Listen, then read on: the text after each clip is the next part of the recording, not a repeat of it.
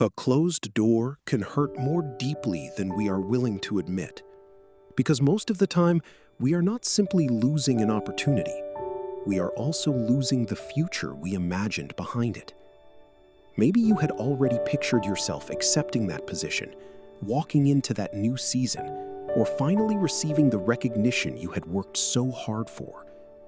Maybe you believed a certain relationship would last, that a particular prayer would be answered in the way you expected, or that one carefully prepared plan would finally give your life the security you had been searching for.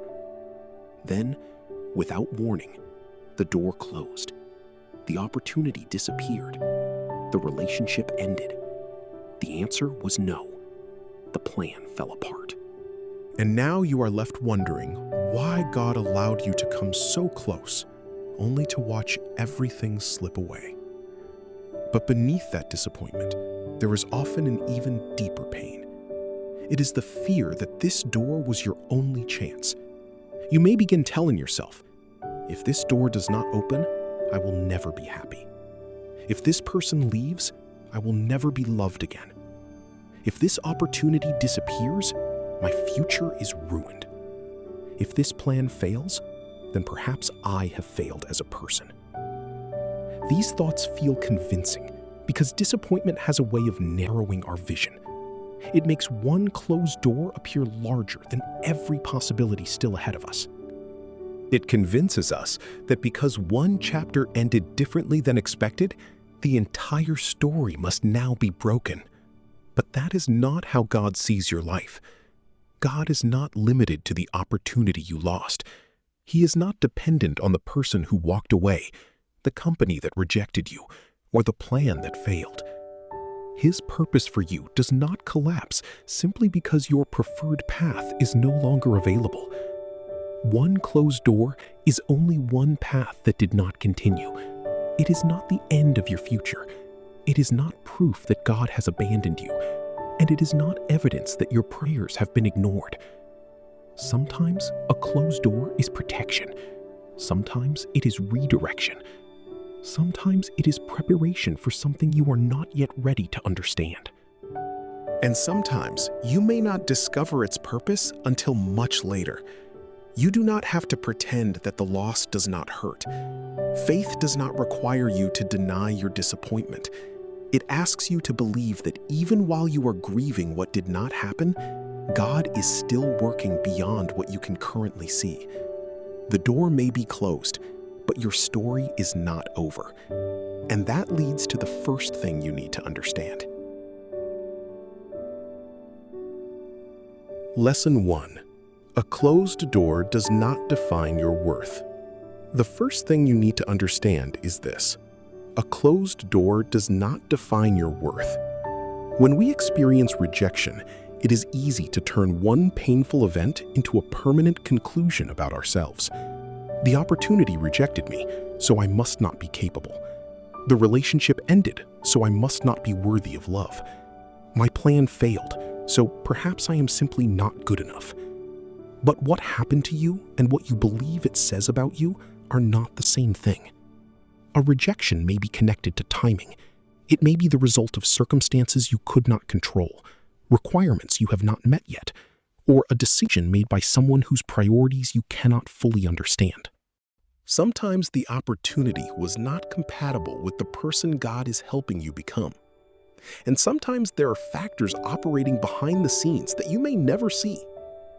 Yet when you are disappointed, fear rarely considers these possibilities. Fear immediately makes the rejection personal. It whispers that the door closed because something is wrong with you.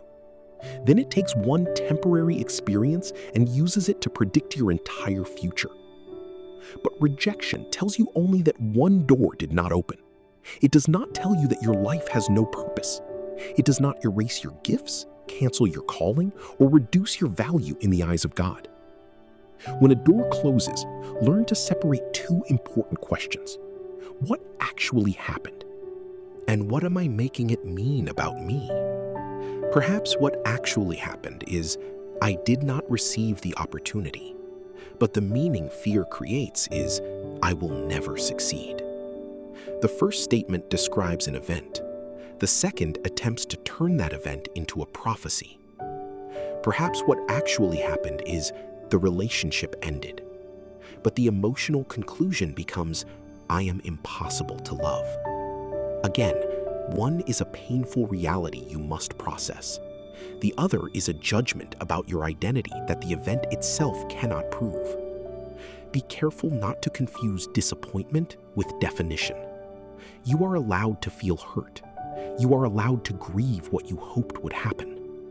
You can acknowledge that you wanted the door to open without allowing its closure to decide who you are. Your worth was never created by that opportunity. It did not begin when someone accepted you, noticed you, chose you, or praised you. Therefore, it cannot disappear when someone rejects you, overlooks you, or walks away. Your worth existed before the opportunity appeared, and it remains after the opportunity is gone. God knew you before you reached that door. He saw your potential before anyone offered you a position, a relationship, or a chance to prove yourself. Your value comes from being created and loved by Him, not from the temporary approval of people or the success of a particular plan. This does not mean every rejection should be ignored. Sometimes a closed door reveals an area where you still need to grow. Perhaps you need more preparation, greater wisdom, stronger discipline, or a different approach. But growth is not the same as worthlessness. You can learn from an experience without using it as evidence against yourself. Ask God to show you what the rejection can teach you, but do not let fear tell you who the rejection has made you. Let it refine your choices, strengthen your character, and deepen your dependence on Him. But never let it become the label you carry into your future. A closed door may disappoint you without defining you. So before you question your worth, question the meaning you have attached to the rejection.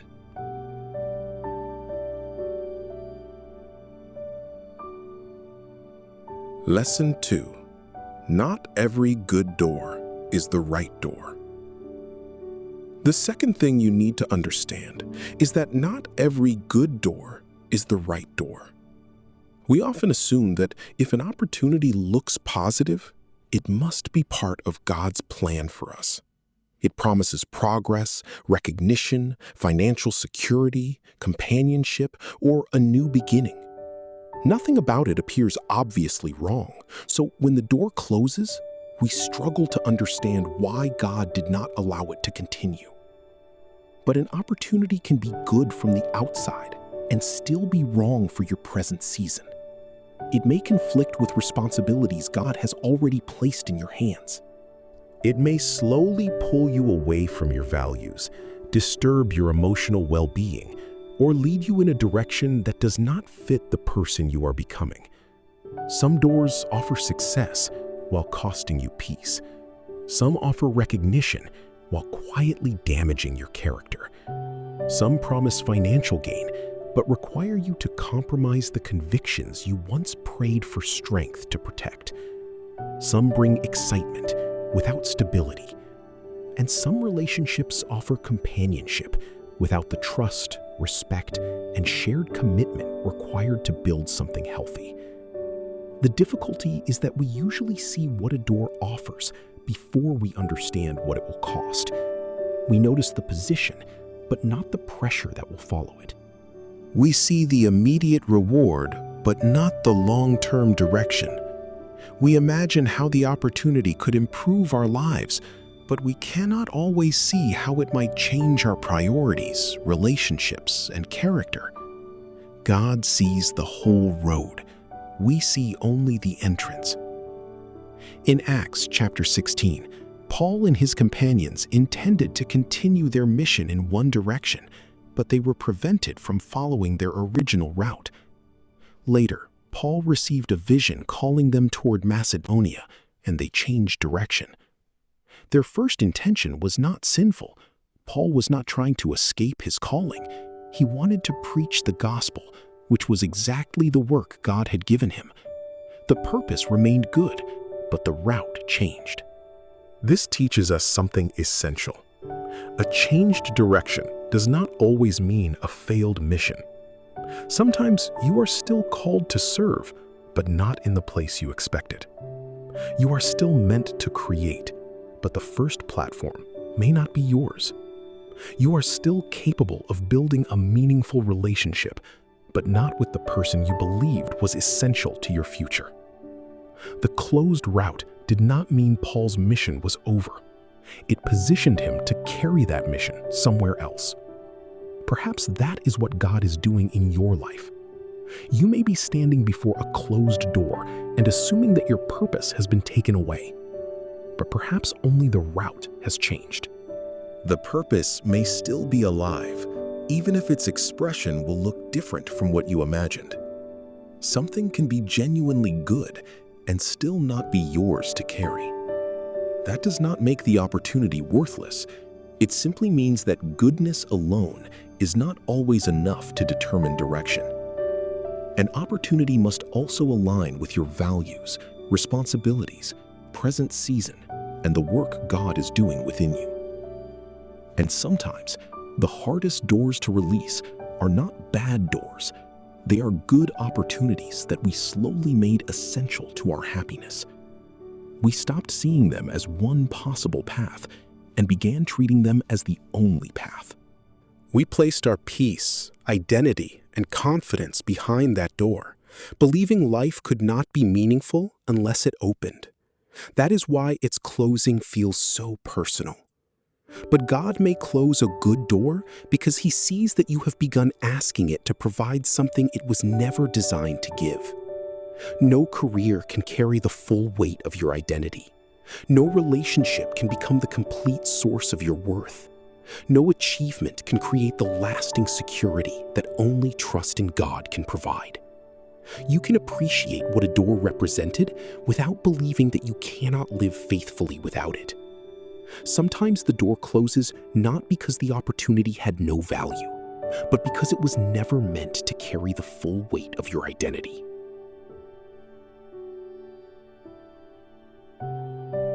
Lesson 3. A closed door reveals what you were depending on. The third thing you need to understand is that a closed door can reveal what you were truly depending on. We do not always recognize the importance we have assigned to something while it is still within reach. Only when it is taken away do we discover how much of our hope, identity, and security we placed behind it. Perhaps you believed you simply wanted the opportunity, but when it disappeared, you felt as though your entire future disappeared with it. Perhaps you believed you simply loved the person, but when the relationship ended, you no longer knew who you were without them. Perhaps you believed you were pursuing a reasonable plan, but when that plan failed, your peace collapsed because it had become the only future you were willing to accept. A closed door can expose these hidden attachments. It reveals the difference between wanting something and believing you cannot be whole without it. There is nothing wrong with wanting a meaningful relationship. There is nothing wrong with praying for a new job, financial stability, recognition, progress, or a positive answer. These can be sincere and responsible desires. The problem begins when one particular outcome becomes the only condition under which you believe you can have peace. Without realizing it, you may begin negotiating with the future. I will be happy when this happens. I will feel valuable when they choose me. I will finally feel secure when I reach this level. I will trust God once He gives me the answer I want.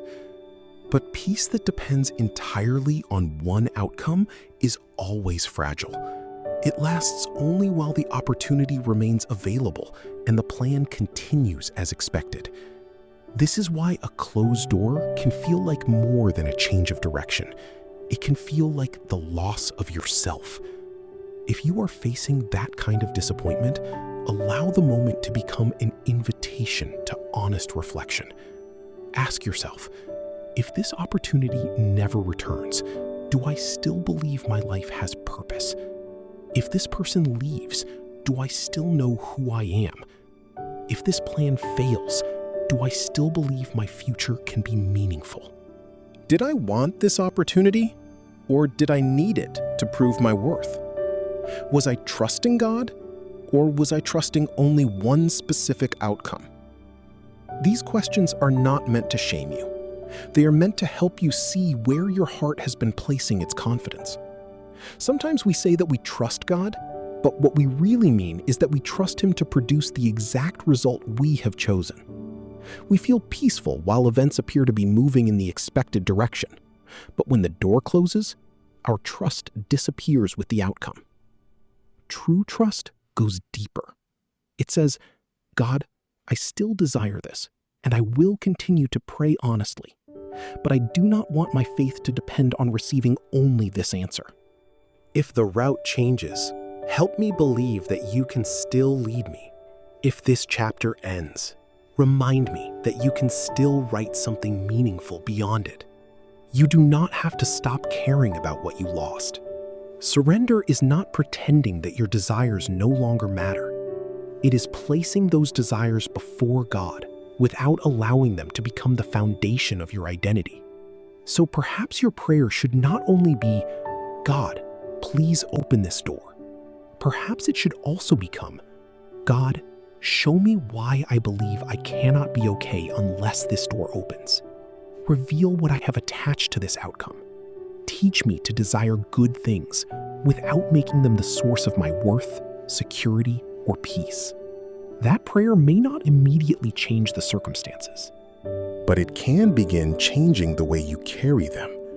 Because sometimes a closed door does more than redirect your steps. It reveals the place where your identity became attached to an outcome. And what God reveals is not always meant to condemn you. Sometimes He reveals it so He can free you from carrying a dependence you were never meant to live under. The closed door may be showing you something within yourself, but understanding it is only the beginning.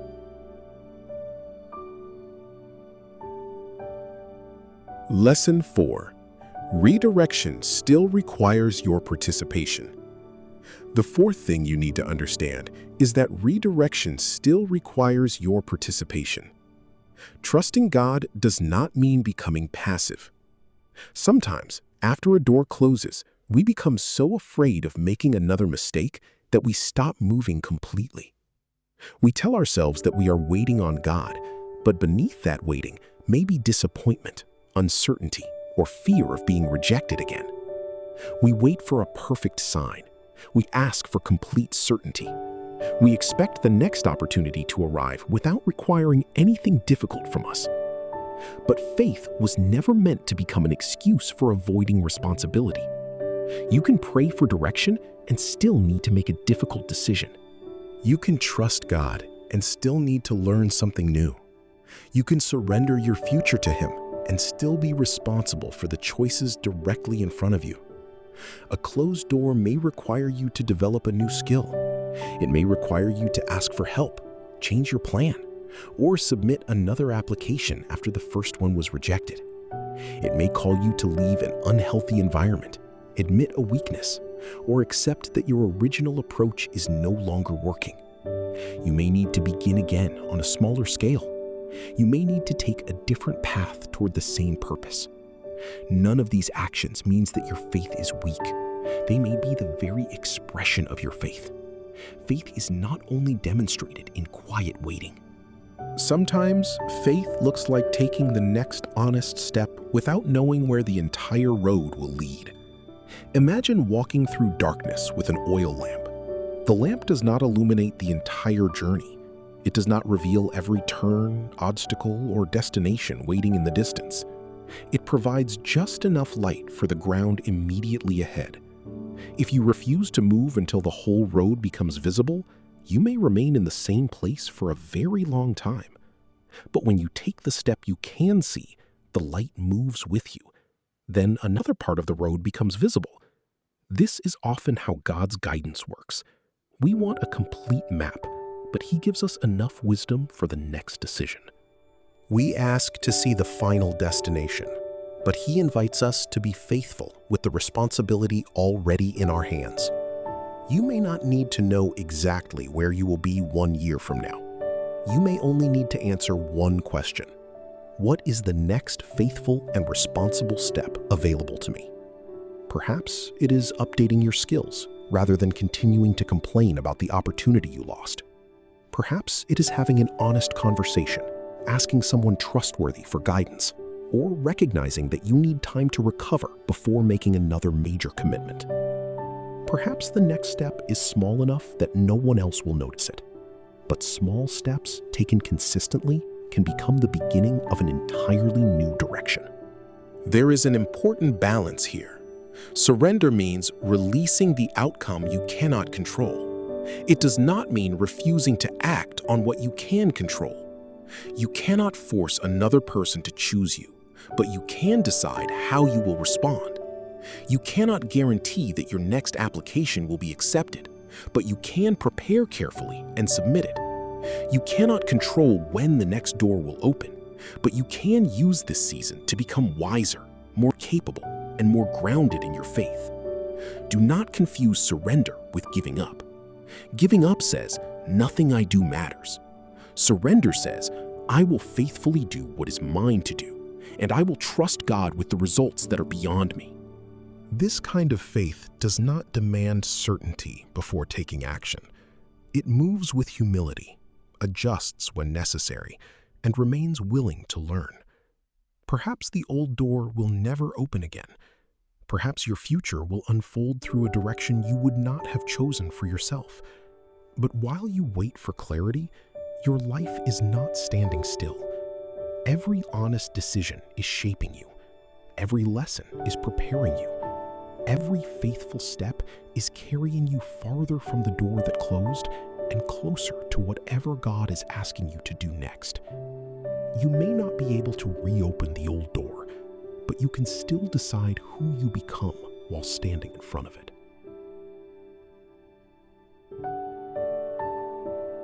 Lesson 5. Some meaning can only be understood later. The fifth thing you need to understand is that some meaning can only be understood later. When something painful happens, we naturally want an immediate explanation. Why did this happen? Why did God allow it? Why did I lose the opportunity after working so hard for it? Why did the relationship end when I believed it was part of my future? When will another door open? And what was the purpose of all the time, hope, and effort I invested? We ask these questions because an explanation seems as though it would make the pain easier to carry. If we could understand the reason, perhaps we could accept the outcome. If God would show us the complete picture, perhaps we would stop questioning the closed door.